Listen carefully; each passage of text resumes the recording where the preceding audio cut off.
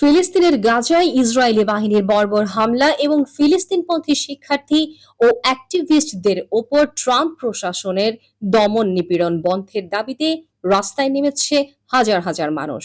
স্থানীয় সময় শনিবার ওয়াশিংটন ডিসির রাস্তায় জড়ো হয় এসব মানুষ।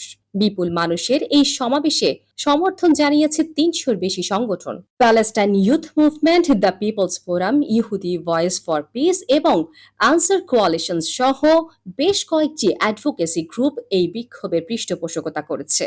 এদিন বিক্ষোভকারীরা ৩ নম্বর স্ট্রিট অ্যান্ডব্লিউ ও পেনসিলভেনিয়া অ্যাভিনিউ অ্যান্ডব্লিউ এর চৌরাস্তায় সমবেত হয়। পরে তারা ইমিগ্রেশন অ্যান্ড কাস্টমস এনফোর্সমেন্টের সদর দপ্তর সহ গুরুত্বপূর্ণ স্থানে মিছিল করে।